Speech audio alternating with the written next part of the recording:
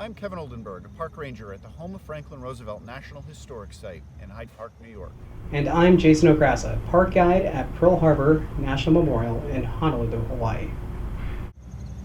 And although we may be stationed at parks half a world away, we are connected historically through one of the most significant days in United States history. It was a quiet Sunday morning for President Franklin Roosevelt on December 7th, 1941. He only had one appointment with the Chinese ambassador and then lunch with Harry Hopkins. After lunch, Roosevelt was in his study in the White House working on his stamp collection while Hopkins lounged on a couch. In an instant, the calm had been shattered. Just one day earlier, on December 6th, Roosevelt had written Emperor Hirohito of Japan a letter in hoping to reason with him for calm in the Pacific. In his letter, he said,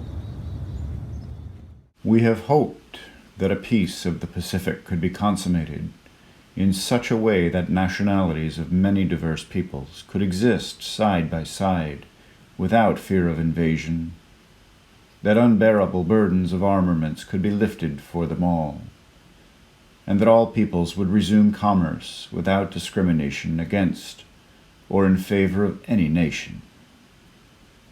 I am confident that both of us, for the sake of the peoples, not only of our great countries, but for the sake of humanity in neighboring territories, have a sacred duty to restore traditional amity and prevent further death and destruction in the world." On the morning of December 7, 1941, the Kido Battalion, or the Strike Force, launched 350 aircraft from 220 miles north of Oahu. Within 2 waves and nearly 2 hours, around 2,390 individuals would lose their lives around the island of Oahu. Because of this not just being Pearl Harbor, we refer to this as Battlefield Oahu. The greatest loss of life, and probably what most people recognize, is the loss of the USS Arizona, with 1,177 of her sailors and Marines lost on board. Just before 2 p.m., with FDR and Hopkins relaxing, Navy Secretary Frank Knox phoned with shocking news. A radio message had just arrived from Honolulu. The Japanese aircraft were bombing Pearl Harbor. He said, "This is no drill." Pearl Harbor was burning.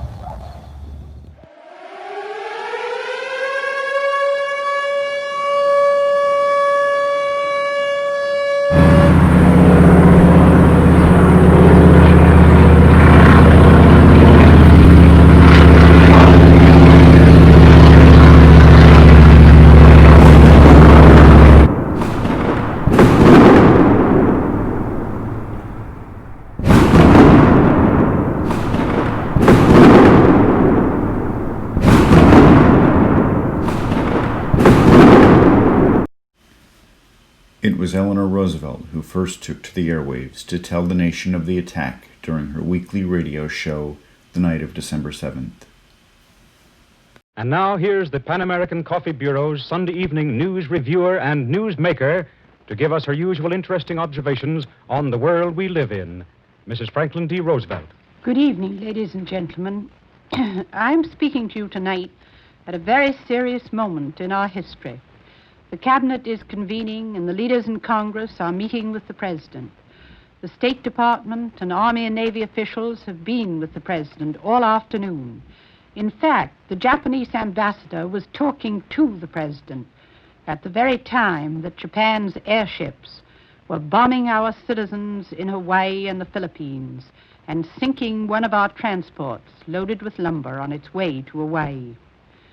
By tomorrow morning, the members of Congress will have a full report and be ready for action. In the meantime, we, the people, are already prepared for action. For months now, the knowledge that something of this kind might happen has been hanging over our heads, and yet it seemed impossible to believe, impossible to drop the everyday things of life and feel that there was only one thing which was important: preparation to meet an enemy, no matter where he struck.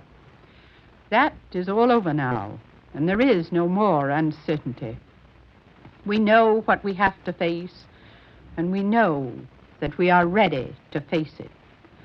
The following afternoon, at 12:30 p.m., President Roosevelt stood before Congress at the United States Capitol and delivered the Day of Infamy speech.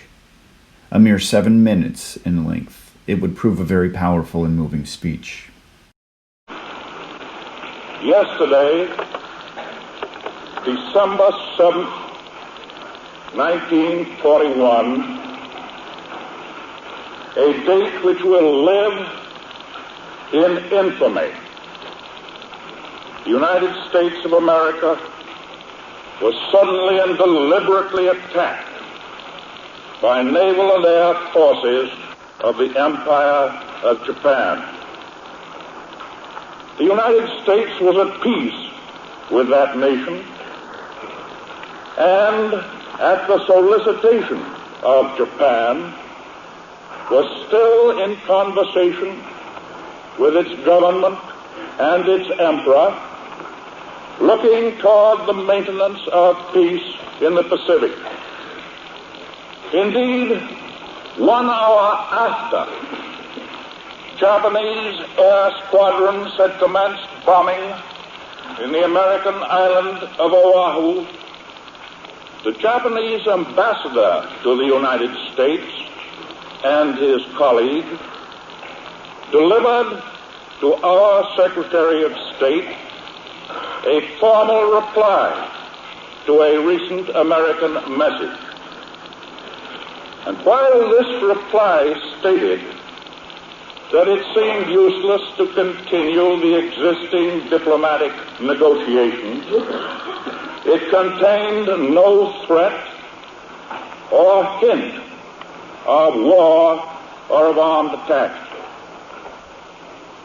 It will be recorded that the distance of Hawaii from Japan makes it obvious that the attack was deliberately planned many days or even weeks ago.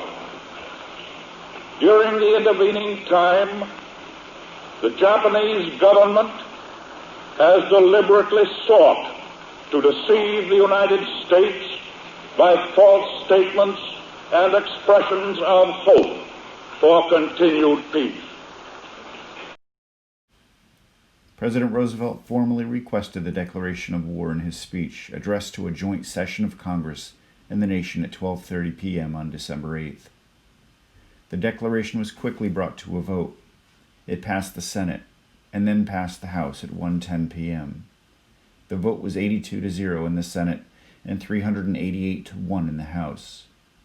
Roosevelt signed the declaration at 4:10 p.m. the same day. The United States had entered World War II. The Japanese attack on Pearl Harbor began at 7:55 in the morning. The entire attack took just 1 hour and 15 minutes. The attack killed over 2,400 U.S. personnel, including 68 civilians, and destroyed or damaged 19 U.S. naval ships, including 8 battleships. The 3 aircraft carriers of the U.S. Pacific Fleet were out to sea on maneuvers, having left 2 days prior on December 5th. The Japanese were unable to locate them and were forced to return home, leaving the U.S. carrier fleet intact. The United States recovered, and quicker than Japanese Admiral Isoroku Yamamoto could have imagined. In May 1942, the U.S. carrier fleet participated in the Battle of Coral Sea, damaging Japan's carrier fleet, and the following month dealt a decisive blow to Yamamoto's navy at the Battle of Midway, sinking 4 Japanese aircraft carriers, setting up the surrender of the Japanese Empire in September 1945.